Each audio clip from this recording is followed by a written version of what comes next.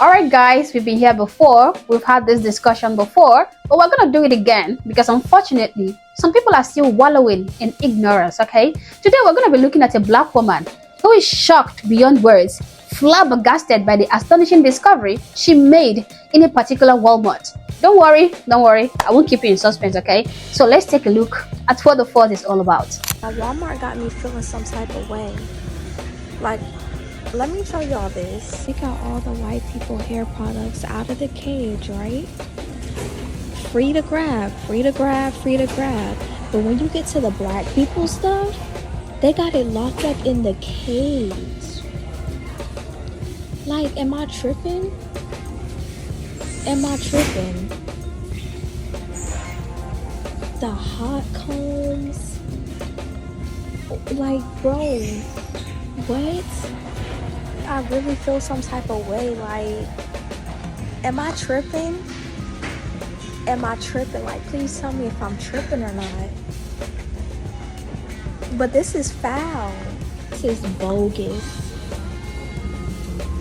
I'm down another aisle. What is this? White people stuff? But you get to the black people stuff. This is the only part in the case. The only part in the case. Why do our stuff have to be locked up in cases? What are they trying to say? What are they trying to say? Like, this is not right. It's not right. It's made me put all my stuff back and I'm out of here. Like, that's bogus. First of all, I want to say good riddance, okay? Go and don't let the door hit you on your way out. If you're not decent enough to acknowledge the reason why some specific items are locked up in this particular Walmart, then I don't think you deserve to be shopping in that particular Walmart in the first place. Because what you are doing is you've decided to turn a blind eye to every single factor that brought about this needed action by Walmart. And you've decided to sell false narratives, making it sound like Walmart is being racist to black people by locking up items mostly used by black people. You know what? Come closer. Yeah, I have a question for you, lady. Where are you? Where were you when this was all happening? I don't care. And it's still happening. Where were you? Where was your outrage when black people were looting stores?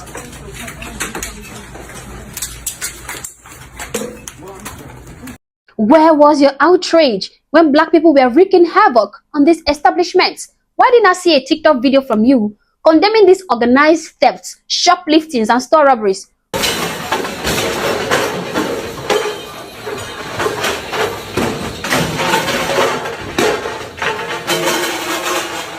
What was your response when people like this woman spread this kind of ideology? Personally, I don't look at a crime. If you're going into Target, a multi-billion-dollar company, and stealing clothes, it's not a crime. You're resourceful. Not a crime? Hell no. You're resourceful as You're homeless. That's where we disagree, I think. Yeah. Where was your anger and your sense of justice? You see, people like this woman would want you to turn a blind eye to actions and only notice reactions, okay? They would prefer you function like brainless idiots who don't understand that actions have consequences. She reminds me of that congresswoman who turned a blind eye when some black people in some neighborhoods were looting and robbing Walmart, Walgreens, and other stores, but immediately became an activist for black people when these stores started leaving these neighborhoods. Mr. Speaker, Walgreens is planning to close yet another pharmacy in the Massachusetts 7th, this time on Warren Street in Roxbury, a community that is 85% black and Latino. This closure is a part of a larger trend of abandoning low-income communities like the previous closures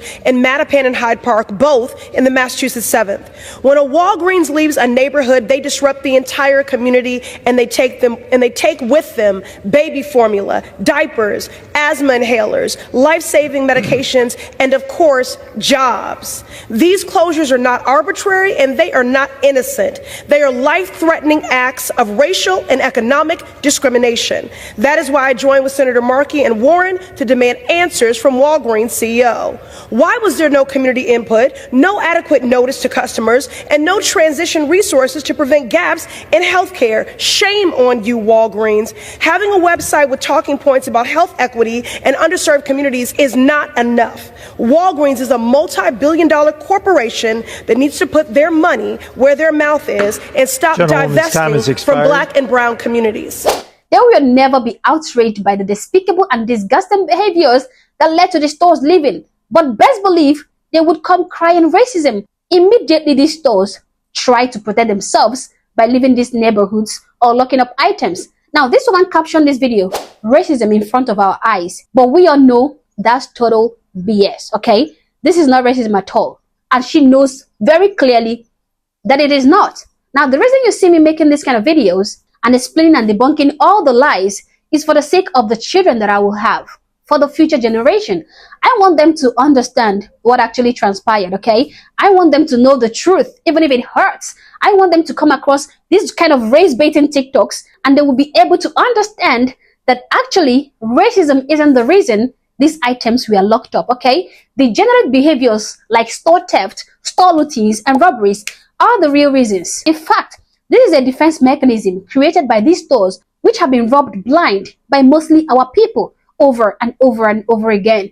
I want them to understand that these stores are only trying to protect themselves. They are trying to protect their businesses, to curtail laws and still be able to render services to the same people who are stealing from them, people who are stabbing them in the chest over and over again. It is either these or these stores will start leaving the neighborhoods totally.